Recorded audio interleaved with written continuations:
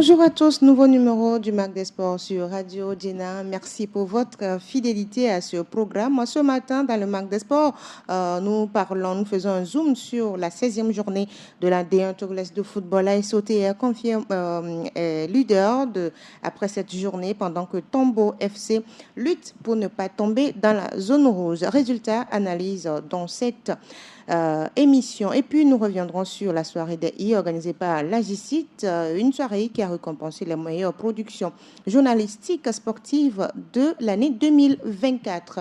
Je suis Edwige Apedo, bienvenue dans le Mag des Sports.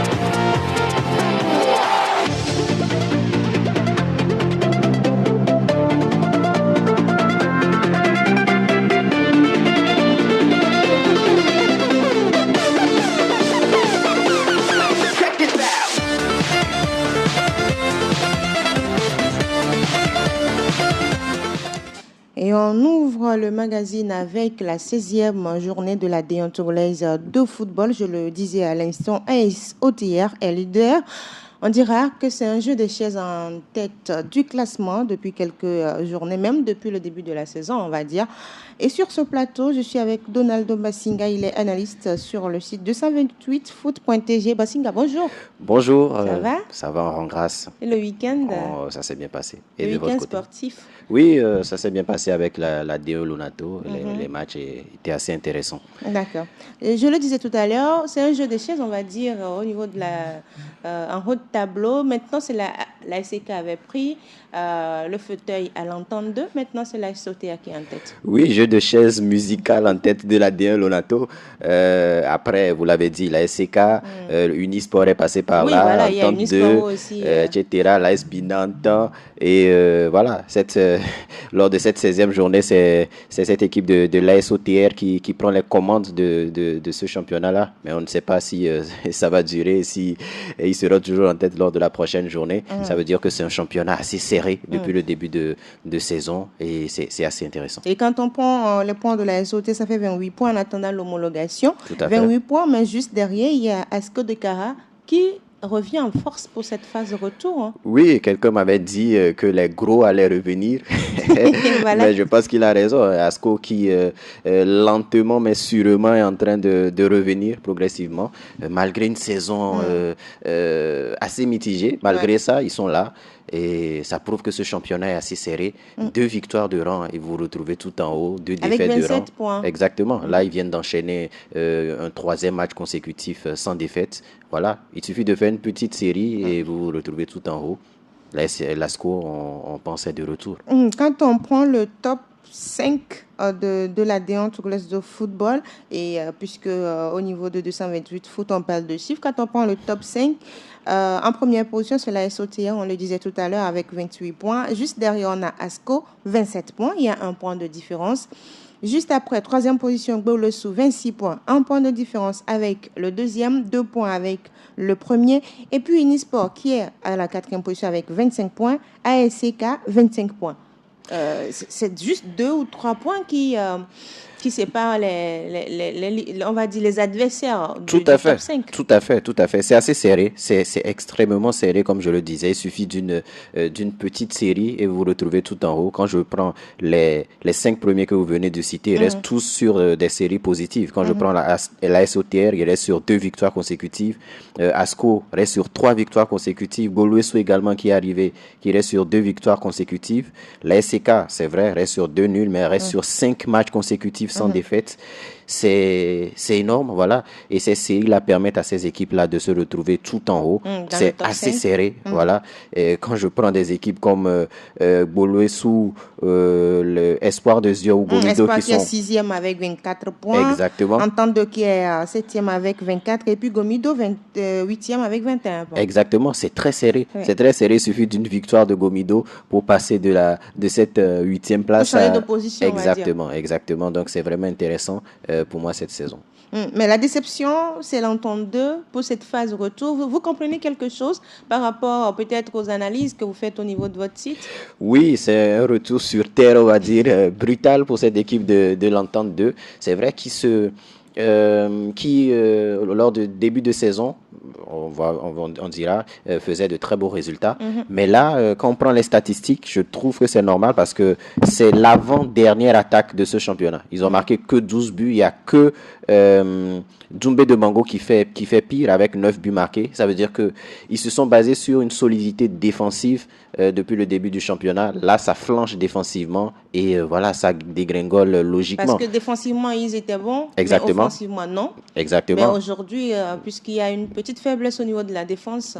voilà, ça paye cash, ouais. cash. Ils ne progressent pas niveau attaque, malheureusement. Ils n'ont pas de tueurs comme les autres équipes. Et voilà, ça se ressent tout simplement. On espère pour eux qu'ils vont poursuivre, qu'ils vont s'améliorer. Surtout côté attaque et voilà, de retrouver leur solidité défensive du début de saison. Sinon, ça va continuer à dégringoler, malheureusement. Est-ce que selon vous, le changement de l'effectif à chaque journée, peut-être du 11 de l'entente à chaque journée, aussi est un problème pour les jeunes et bleus de Kodiviakopé? C'est forcément un problème. C'est forcément un problème parce que, voilà, c'est vrai que les matchs se jouent tous les 3 jours. Il faut essayer de faire des rotations. Mais je pense que la plupart des équipes qui ont des certitudes aujourd'hui, je pense qu'il y a quand même... un bloc, voilà, il y a quand même un socle autour duquel voilà, on peut faire 2 ou 3 changements par journée et puis ça passe. Là, ça change trop. On a l'impression, c'est la remarque qu'on fait, qu'ils ne se retrouvent pas trop et que voilà, les joueurs ne sont pas... Il y a un manque de confiance tout simplement. Ça marchait encore une fois en début de saison, mais là, plus les journées avancent, plus on se rend compte que voilà, ça dégringole. Voilà, quand on prend les Showboys de Kbalimé, ils sont revenus avec, on va dire, de belles performances. Malheureusement, un déplacement à Néhan, le déplacement à Néhan a été, on va dire, un échec parce qu'ils ont perdu 1-0. Est-ce qu'on va dire que c'est la fatigue ou bien, bon, Boloessou a trouvé la solution pour bloquer Gomido de Kbalimé? Oui, Boloessou a trouvé la solution. C'est un match, c'est une défaite surprenante parce que Gomido, c'est la meilleure équipe à l'extérieur depuis le début de la saison. On s'attendait à ce qu'ils enchaînent. Ils sont bien revenus. C'est vrai qu'ils ont mal commencé ce championnat-là, mais après, ils ont enchaîné. Ils ont fait une série positive et ils revenaient très bien. Malheureusement, ils ont été défaits par cette équipe, cette surprenante équipe de Boloessou qui enfin gagne à domicile. Je pense que avant ce match, on se disait Boloessou, c'était pas trop ça à domicile. Gomido à l'extérieur, par contre, c'est fort. Meilleur. Donc, on se disait que bon, Gomido allait l'emporter, mais malheureusement ou heureusement pour cette équipe des Showboys de Kbalimé, ils ont réussi à tirer leur épingle du jeu. Voilà, félicitations à Maurice Noutoudien qui enchaîne et qui est 3e de ce championnat-là. Ça va très très vite. Bon, on va dire que c'est une nouvelle recrue positive. Pour Boloessou, je parlais de l'entraîneur. Pour le moment, une recrue positive. Pour le moment, ça marche. On verra avec la durée. Quand je prends cette équipe de Boloessou, lors de la phase aller également, ils ont bien commencé avant de chuter. Donc, pour le moment, c'est un peu la même chose. On espère pour eux que ça va continuer. On ne sait pas ce que ça peut donner par la suite. Mais pour le moment, ça marche. Et voilà. Sur le match, il y a eu des faits de jeu. Je vais parler de l'arbitrage. Abalo de ces après le match, était vraiment frustré. Nous écoutons l'entraîneur de Gomido de Kbalimé. La défaite, oui, ça fait mal parce qu'on ne mérite pas de perdre. De toute façon, les conditions du match avec l'arbitrage, ça, on n'est pas surpris. On était avertis. On savait que si on a mis ce monsieur sur le match, on savait que ça allait finir comme ça. Parce que la saison dernière, en Coupe de l'Indépendance, en demi-finale, c'est la même chose qui s'est passée. Ça fait un bon moment qu'il n'a pas arbitré. On l'a mis sur notre match, on savait que ça allait finir comme ça. C'est pour ça que je ne suis pas énervé parce qu'on savait que c'est ce qui va se passer. Je crois que c'est le moment aussi que vous, les journalistes, vous dénoncez certains comportements des arbitres parce que là, c'est inadmissible. C'est vraiment suicidaire ce qu'il a fait aujourd'hui. C'est pas normal. C'est pas normal. Ça, je suis déçu parce qu'on a perdu, mais je pense qu'on méritait de perdre un but qui n'est pas valable puisqu'il y a une faute. 2 fautes d'affilée. Il n'a pas sifflé. Bon, après, on va dire que parce qu'on a perdu, que non. C'est le football. Nous, on continue notre chemin. Et un autre match le week-end prochain, on va se préparer pour ce match. Non, mais je ne veux pas. On n'est pas habitué à jouer tous les 3 jours. Il ne faut pas aller sur le continent parce que, après, non, je ne pense pas. Parce que c'est le 3e match en une semaine, mais on n'a pas encore enchaîné beaucoup de matchs. Mais moi, comme je le dis, c'est une compétition. Il faut aller sur ce match. Honnêtement, on n'a pas démérité, comme je l'ai dit. Mais bon, comme je le dis, moi, on ne va pas faire tout un cinéma. On a perdu. Il y a un match important encore. Le dimanche prochain, on va essayer de se préparer. Mais il va falloir qu'on revoie aussi quand même les arbitres parce que ça commence vraiment à être trop, quoi. Sur ce match, c'est inconcevable. C'est inadmissible. C'est inadmissible. Donaldo Basinga, réaction au propos d'Abalo Dossé. Oui, Abalo, il est assez énervé de l'arbitrage, notamment de M. Akakbo Arima. Je ne sais pas, d'après ce qu'il a dit, il y a des antécédents avec cet arbitre. Oui, puisqu'il a rappelé même un match de la Coupe de l'Indépendance de 2024. Tout à fait, Donc ça veut dire que... Ça veut dire qu'il y a un antécédent, mais voilà, bon, je ne pense pas qu'il faudra s'appuyer sur ce fait de jeu parce qu'il n'y a eu qu'un à 0. Je pense que Gomido avait la possibilité sur le terrain de revenir au score ou pourquoi pas de gagner ce match-là. Mais voilà, il a rappelé qu'il y a eu ce fait de jeu-là. Mais voilà, c'est une fin de série. Oublier un peu ce fait de jeu et puis avancer. Exactement, il faut oublier ça. C'est des faits de match. Il y a toujours ce genre d'action dans les différents matchs. Donc, il ne faut pas s'appuyer sur ça pour justifier cette défaite-là. Il a dit beaucoup d'autres choses. Il y a les matchs qui se suivent, etc. Peut-être que son équipe a accusé le coup. Une victoire pour Gomido aurait pu les amener plus loin, plus haut au classement. Je comprends sa frustration, tout simplement, c'est normal. Mais il faudra oublier très rapidement ce match et poursuivre lors de la prochaine journée. Fin de série donc pour Gomido. Exactement, fin de série pour Gomido de Kwalimé qui enchaîne avec cette défaite-là malheureusement. Mais voilà, ils sont pas très loin. Ils sont pas très loin de la première place. Il faut se remobiliser et puis enchaîner par une victoire. Mais aujourd'hui, la question de l'arbitrage, c'est un problème. Il faut que la fédération revoie cet aspect parce que souvent, il y a des faits de jeu sur certains matchs qui changent carrément le classement de la D1. Tout à fait. Mais il faut revoir ça. Il faut que les arbitres également progressent, tout simplement. Je pense que M. Akakbo Arima, je pense qu'il a fait de bons matchs cette saison. Mais voilà. sur certains matchs, il n'est pas trop stable. Exactement. Voilà. Il est instable et c'est comme la plupart de nos arbitres. Il y a cette instabilité-là.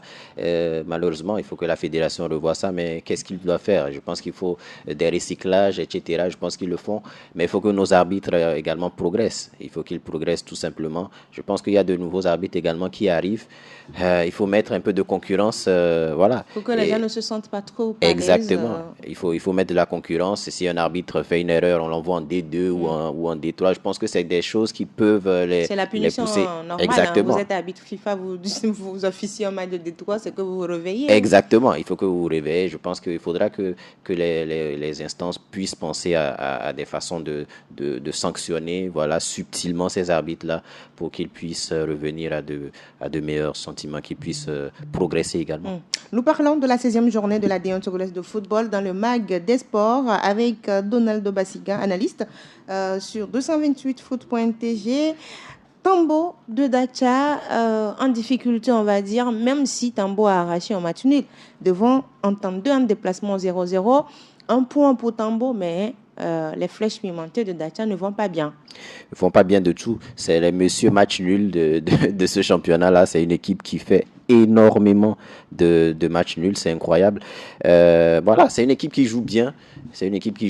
Mais voilà, ils enchaînent trop de matchs nuls. Ça fait... Quand vous enchaînez assez de matchs nuls, c'est que vous ne vous en sortez pas. Exactement. Dans le classement. Ça fait 8 matchs nuls depuis le début de saison. C'est l'équipe après 16 journées.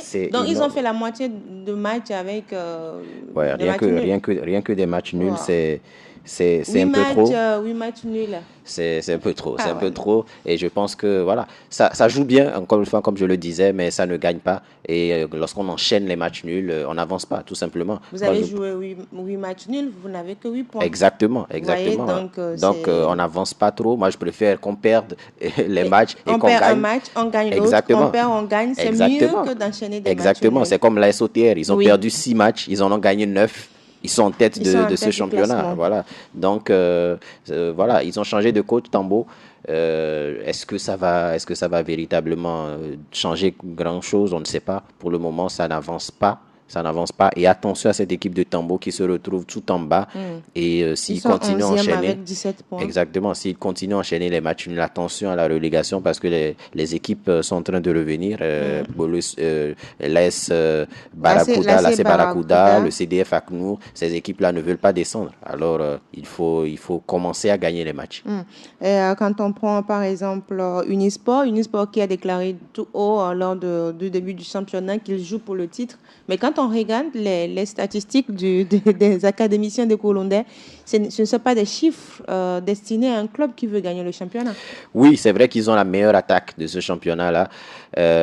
Mais voilà, ces derniers temps, ils ne gagnent plus. Ça fait très Ils ont longtemps. perdu 0 but contre 2 face à Espoir à Ex- domicile. À domicile, ça commence à flancher du côté du Nisport. Ils enchaînent des matchs sans victoire, tout simplement. Et ça fait longtemps qu'ils n'ont plus gagné en D1 Lunato. Il faut vraiment qu'ils se réveillent parce que s'ils veulent atteindre leur objectif qui est de remporter ce championnat-là, il faut rester constant. Et ils n'arrivent plus à gagner. Il faut rapidement recommencer à gagner. Sinon, ils vont se retrouver à jouer le maintien parce que ça va très, très vite dans ce championnat, encore une fois.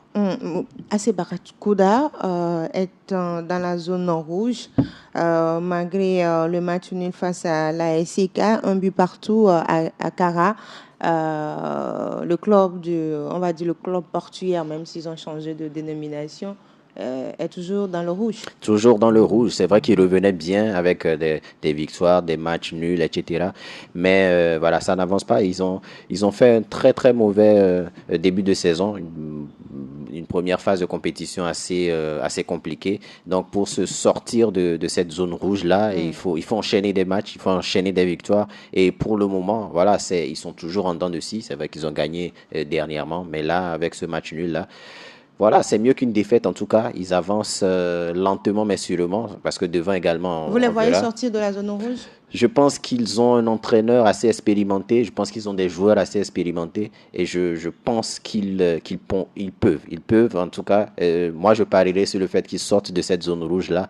Mais attention, les autres équipes également ne veulent pas rentrer Tomber dans cette rouge. La Donc, zone rouge n'est pas une zone exactement. adaptée. Hein. Exactement. Donc, à part Doumbé de Mango, je pense que ça va être chaud pour CDF cette... Aknou, Tambo ne veulent pas être là-bas. Exactement. Et l'étoile filante également, Oui. qui était proche de là, commence à gagner les matchs. Eux, ça veut dire qu'ils ne veulent pas du tout revenir en deuxième division parce qu'ils savent que descendre en D2, c'est 10 ans après que tu peux Ouais, c'est revenir. difficile, C'est ouais. compliqué, c'est C'est extrêmement compliqué. Donc, ça va se jouer, ça va être le suspense sera entier, que ce soit en haut ou en bas du classement.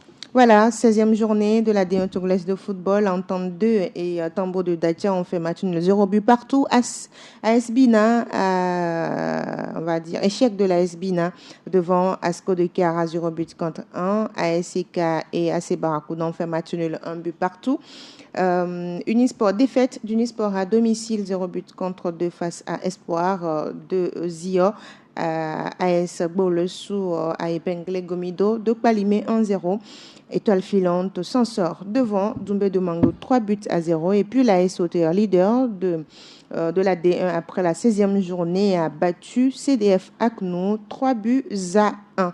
On marque la pause et on revient pour parler des buteurs de cette première division.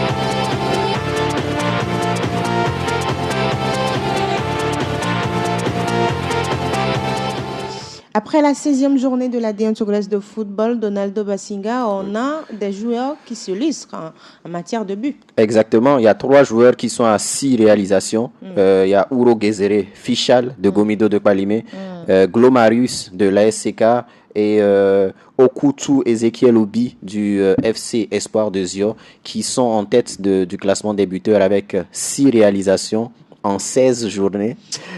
Ensuite, on a 7 joueurs quand même qui sont à 5 buts. Hein. On a des joueurs comme Togui Philippe de Tambo, on se rappelle, il a raté un penalty la dernière fois qui aurait pu lui permettre d'être à 6 buts. On a Klidje Claude de CDF Aknour, Yao Julas Yamale, le Neuer Pervier également qui a 5 buts. Fama Djamiou également qui a longtemps été en tête du classement des buteurs. Là, il est toujours à 5 buts. Ensuite, on a Tchakei Moucheri d'Asco de Kara. Junior Essena du FC Espoir des Zio et Salifou Kwasigan du Nisport de Sokodé, tous à 5 buts. Ah bon, et quand on prend ces chiffres, 6 buts en 16 matchs, comment cela peut s'expliquer, monsieur Chiffre? Comment cela peut s'expliquer? Comment on peut être attaquant et puis ne marquer que 6 buts en 16 matchs et être en tête du classement des buteurs? Oui, ça s'explique, ça ne s'explique pas, tout simplement.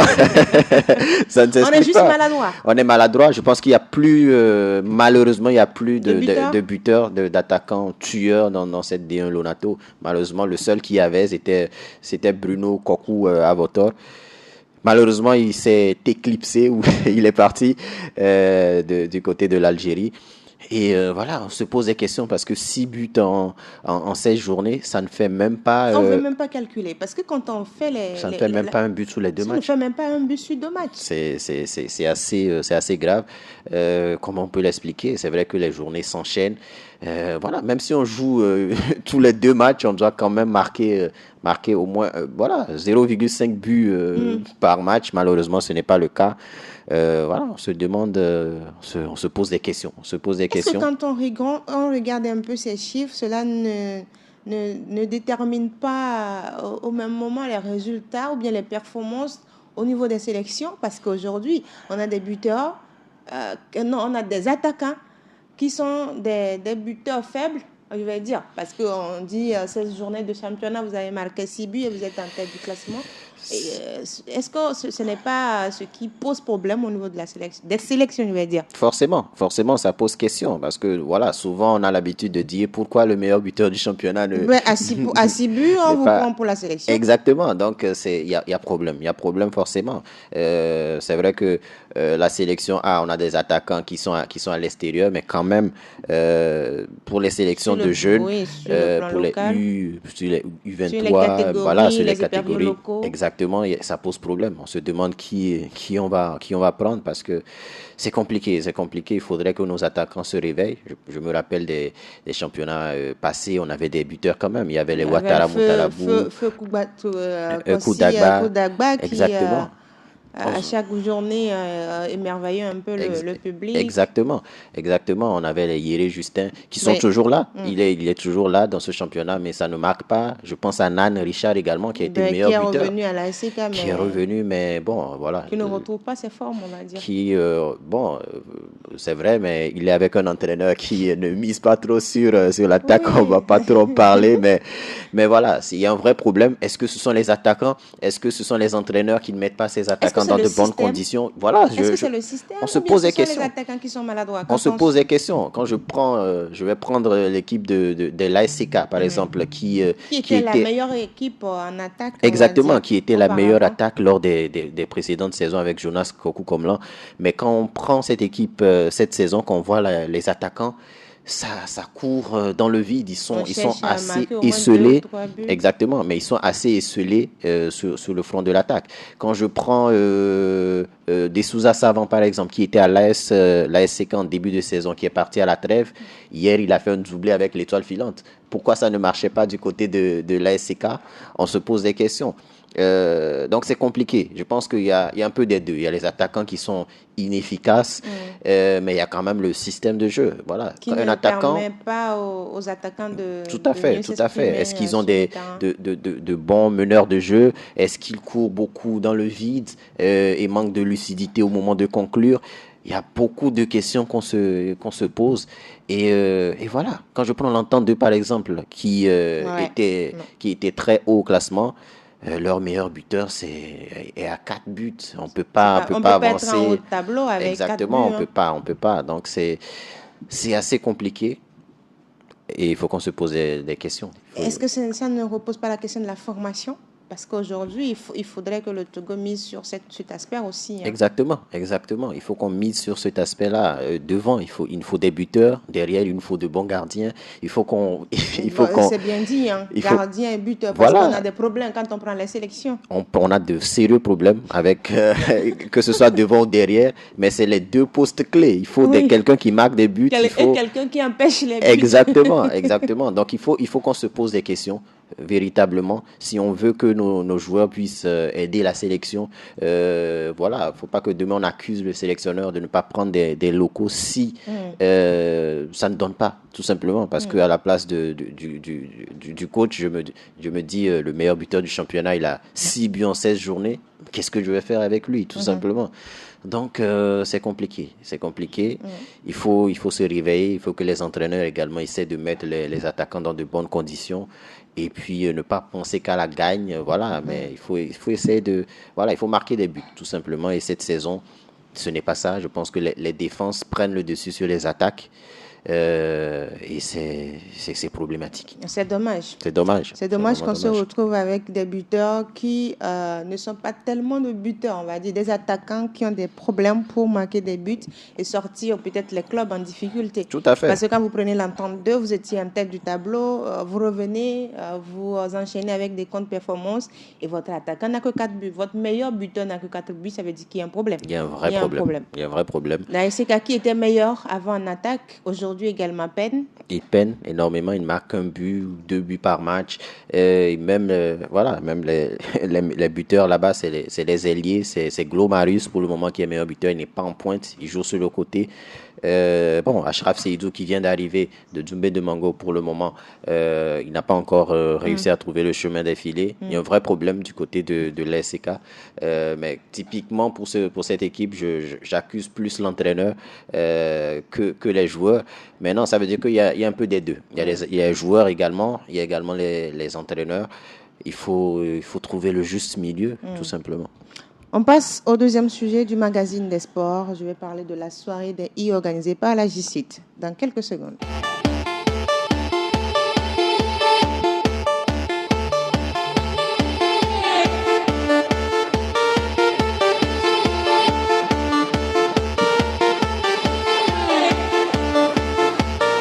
Vous êtes toujours dans le Mag des Sports et on parle maintenant de la soirée des I. C'était un événement pour récompenser les meilleures productions journalistiques. C'est un événement, on ne sait pas, l'Association des journalistes sportifs indépendants du Togo.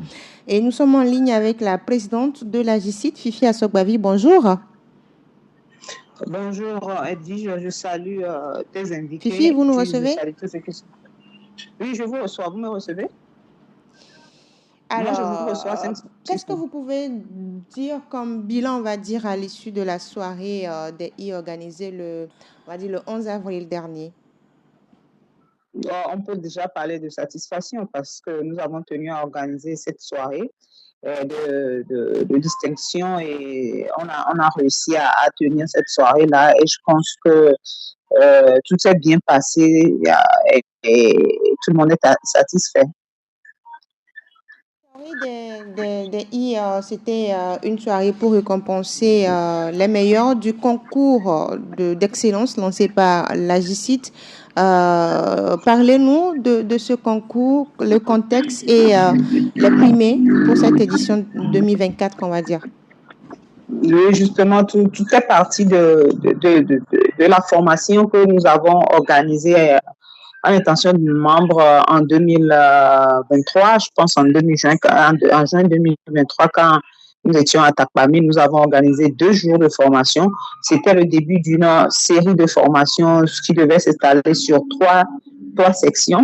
Donc, après cette première série qui a duré 2 jours, nous nous sommes dit, pourquoi ne pas lancer un concours à l'intention de nos membres pour voir un peu s'ils ont pu assimiler tout ce qu'ils ont commencé par apprendre. C'est ainsi que l'idée faisant son chemin, nous avons en 2024 lancé ce concours-là. Et la particularité, c'était que le concours était réservé aux membres de notre association, mais aussi cela a tenu compte des productions déjà faites, en fait. Et on a lancé le concours, je crois, en septembre, et nos membres devaient proposer des travaux déjà faits depuis janvier jusqu'en septembre. Du coup, c'est sur cette base que nous sommes partis, et il y avait 4 catégories. Il y avait meilleure production radio, meilleure production presse en ligne, et puis meilleure production vidéo, et avec un prix spécial de l'innovation. C'était sur cette base-là que nous étions partis, et voilà. Alors, Fifi Assogbavi, vous avez parlé des différentes catégories à l'instant. Il y a eu 4 catégories par rapport au concours de l'excellence. Et quand on prend les résultats, Donatien Ziga, il a reçu le trophée de la meilleure production presse écrite. Donaldo Bassinga qui est sur ce plateau, qui est le meilleur au niveau de la presse en ligne. Moumouni Souradi qui est de Bina FM, qui a reçu le trophée de la meilleure production radio. Arnaud Bokor qui pour la production vidéo. Et parlant de ces personnalités, de ces journalistes membres de la GICIT qui ont reçu ces trophées, est-ce que vous êtes satisfait de leur production au vu de ce qu'ils ont proposé avant de recevoir ces distinctions? Oui, satisfait, puisqu'il y a eu un jury qui a travaillé dans le formateur principal, Dr. Chagbera. Donc, du coup, on a fait confiance à ce jury-là. Et je crois que à l'annonce des résultats, il n'y a eu aucune contestation. Tout le monde était satisfait des choix. Moi, pour ma part, je pense que c'est mérité. Quand on voit le travail que ces membres-là font sur le terrain, on ne peut être que satisfait de ces résultats. Voilà. Satisfaction au niveau des résultats, surtout au niveau des productions proposées par les membres, puisque les productions ont concerné les grands événements sportifs de l'année 2024. Il y a eu les éliminatoires de la CAN, il y a eu les Jeux olympiques Paris, il y a eu également les Jeux africains et d'autres événements. Et c'est sur ces événements sportifs que les membres ont eu à réaliser des productions. Mais la spécialité de cette édition, c'était la récompense par rapport à l'innovation, le prix de l'innovation qui a été reçu par notre invité, on va dire encore une fois, qui a été reçu par 228foot.tg. Pourquoi le prix de l'innovation et pourquoi le choix du site 228foot.tg? Oui, le prix de l'innovation, parce que on veut avoir des membres qui innovent, qui créent des choses. Le journalisme aussi, c'est ça. Ce n'est pas être tout le temps dans le factuel, parce que nous aimons beaucoup le factuel et beaucoup de ce que nous faisons, c'est du factuel. Et à un moment donné, il faut penser à innover, à créer, au fait. Le journalisme, c'est aussi ça, créer des fois l'information, créer des choses qui puissent impacter le travail des autres. Et c'est pour cela que nous avons décidé de mettre en place ce prix de l'innovation-là. Et voilà. Donc, pour le choix de 228foot.tg, je crois que nous tous, nous sommes unanimes pour le dire que ce site est venu avec une innovation, je le dis encore, c'est-à-dire mettre à la disposition des journalistes et aussi des fans du football des statistiques des matchs de la première, de la deuxième division, et vous avez les noms des buteurs, le club qui a le plus marqué, qui a le plus défendu, le nombre de buts marqués. Tout ça, c'était de l'innovation pour nous. Et à notre niveau, nous avons jugé pour encourager ce genre de choses, pour encourager déjà le promoteur de 228foot.tg, il faut quand même, qui est membre de la justice, il faut quand même reconnaître le travail qu'il fait, et puis ça va lui permettre aussi de le booster à mieux faire, et puis encourager, ça va permettre aussi à d'autres personnes qui sont là à se dire ouais, c'est possible, si moi aussi je peux réfléchir et créer quelque chose d'innovant, pourquoi pas, peut-être l'année prochaine c'est moi qui je serai primé aussi, c'est ça. Parler à cette soirée, mais je n'ai pas reçu de récompense. Bon, Madame la Présidente. Ça viendra. Mais tu sais que tu es membre du bureau et d'office membre du bureau, tu ne peux pas postuler. C'est clair.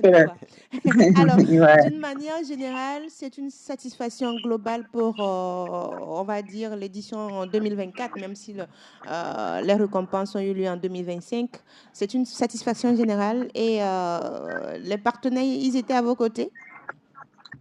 C'est une satisfaction hein, parce que c'était la première édition déjà et on se demandait comment ça allait être, mais au final, c'est une satisfaction, même s'il y a beaucoup de choses à faire, à corriger, et peut-être qu'il y a eu un petit retard au démarrage de la soirée, mais il faut reconnaître ça fait 2 jours qu'on était en nage et en formation, c'était fatigant aussi. Et bon, pour cette première édition, il y a eu les trophées, et on n'a pas pu ajouter peut-être quelques cadeaux aux lauréats. Mais bon, il ne faut pas négliger les faibles commencements, comme nous dit la Bible. Donc, on va essayer quand même de parfaire tout ça dans les années à venir. Peut-être l'année prochaine, on va encore parfaire un peu. Les années à venir, je pense qu'on ira de mieux en mieux. Mais pour cette première édition, c'est déjà à notre niveau une satisfaction. Maintenant, s'il y a eu quelques manquements, vu par ceux qui nous entourent, bien ceux qui sont venus voir un peu ce que nous avons fait, nous leur demandons de nous excuser, on fera mieux la prochaine fois. Pour cette première édition, il y avait Yas Togo qui nous a accompagnés et voilà, qui nous a donné un petit coup de main voilà, qui nous a accompagnés un petit appui et bon, on leur dit merci et on dit merci et puis on dit à l'année prochaine, nous espérons qu'ils seront encore à nos côtés et puis qu'on aura encore d'autres partenaires sur cette soirée-là. Vous l'avez dit à l'instant, le concours d'excellence est né de la série de formations lancée en 2023 sur l'identité du journaliste où il y a eu plusieurs thématiques là-dedans, le traitement de sujets, le choix de sujets et tout, les angles et tout. Au sortir de ces 3 séries de formations, Madame la Présidente, qu'est-ce que vous pouvez dire? Au sortir de ces 3 séries de formations, nous pouvons dire que nous sommes également satisfaits parce que nous avons lancé cette série, nous sommes dit, qui avait pour thème général l'identité du journaliste. Nous sommes dit qu'après ces 3 séries de formations, nous voulons voir des journalistes aguerris et avec le minimum au moins pour bien faire le travail sur le terrain. Je me rappelais, le docteur l'avait dit au début que si on arrive à suivre quand même ces 3 séries-là, nous sommes quand même outillés pour travailler. Et je me réjouis déjà qu'on est arrivé à la fin de ces 3 séries-là. C'est déjà un pas. Et puis ensuite que plusieurs ont quand même pu suivre ces 3 séries-là qui a été sanctionnées par une attestation. Merci beaucoup, Fifi Assogbavi. Je rappelle que vous êtes la présidente de l'Association des journalistes sportifs indépendants du Togo. Merci d'avoir intervenu dans ce magazine des sports. Merci beaucoup de m'avoir reçu aussi. Merci à vous. Alors, Donaldo, vous faites partie, on va dire, des lauréats du concours d'excellence lancé par la GICIT et la récompense a eu lieu lors de la soirée des U. Vous êtes reparti avec 2 trophées et je vous invite d'ailleurs positivement. Vous êtes reparti d'ailleurs avec 2 trophées, le trophée de l'innovation accordé à votre site d'information puisque vous êtes le fondateur et en même temps membre de la GICIT, donc c'est normal. Et puis le prix de la presse en ligne. Sur quelle problématique vous avez travaillé? Alors, j'ai travaillé sur le bilan de Paolo Rebolo Duarte à la tête des éperviers du Togo en apportant une touche statistique autour de son parcours, des statistiques assez subtiles sur son passage à la tête des éperviers du Togo. Donc voilà, c'est ce qui a permis aujourd'hui qui m'a permis de remporter, je pense, ce trophée. Et voilà, comme je l'ai dit à la soirée, j'ai été très ému de repartir avec ce trophée-là parce que déjà, j'ai intégré cette association il n'y a pas très longtemps. J'ai embrassé encore une fois ce métier également il n'y a pas longtemps. Voilà, grâce aux formations organisées justement par la GICIT, j'ai progressé progressé et je continue à progresser. Le Donaldo d'avant ces formations-là, vraiment différent est meilleur qu'aujourd'hui. Mais voilà, le Donaldo d'avant n'est pas meilleur qu'aujourd'hui. Parti avec un trophée. Oui, je suis reparti avec un trophée. Voilà, donc voilà, ces formations m'ont permis de m'améliorer. Et voilà, au fil du temps, voilà, ça va continuer à progresser. Donc voilà, je suis très content. Par rapport au prix de l'innovation, on s'attendait pas du tout à ça, mais voilà, ça vient récompenser, c'est vrai, qu'on nous encourage tous les jours par des mots, mais voilà, cette récompense-là vient récompenser toute mon équipe, parce qu'encore une fois, je ne suis pas seul, toute mon équipe là continue à travailler, parce que c'est un métier compliqué, quelquefois on se décourage, etc. Mais voilà, ce trophée est venu pour nous encourager et à faire plus les années à venir. Alors, qu'est-ce que vous pensez de la soirée? Une soirée voilà, extraordinaire, je le dis pas parce que je suis reparti avec 2 trophées, mais voilà, c'est une première, voilà, tout simplement, et ça a été bien pensé. Félicitations au bureau de la GICID pour cette initiative. Ça va pousser les uns et les autres à mieux travailler. Voilà, comme la présidente l'a dit, ce n'est pas au moment du lancement du concours que les membres sont allés pondre des articles. Non, c'est des articles qui ont déjà été faits. Ça veut dire que à l'avenir, il faut travailler. Exactement. En faisant vos articles, il faut avoir des analyses, des dossiers. Exactement. Exactement. Donc, après. Tout à fait. Donc, les journalistes membres de la GICID ne feront plus des articles. Pour faire des articles, je pense qu'ils vont essayer de mieux faire leur travail parce que justement, ce sont ces articles-là qui seront choisis pour postuler à ce concours-là. Donc voilà, ce concours est venu pour nous pousser à mieux faire notre travail, pour nous pousser à mieux faire nos recherches, pour nous pousser à être tout simplement de meilleurs journalistes. Et voilà, ça va pousser les uns et les autres à la recherche du meilleur, tout simplement. Du meilleur dans le travail. Alors, ainsi s'achève le magazine également des sports sur Radio Jena. Merci Donaldo Basinga. Merci à vous pour l'invitation. Je rappelle que vous êtes le responsable du site 228foot.tg. Pour les chiffres de la D1 et les autres chiffres en rapport avec le football, rendez-vous sur le site. Et puis, l'actualité se poursuit sur Radio Jena. Vous suivrez l'actualité en général, c'est-à-dire le MAG Actu Togo. Ce sera à 18h avec Edmond Waklati. Moi, je vous donne rendez-vous vendredi à 10h pour un autre numéro du MAG des Sports. D'ici là, portez-vous bien. Et bientôt, ce fauteuil sera occupé par l'équipe de 228foot.tg. Je vous l'annonce officiellement. Allez, à très vite. Bye bye.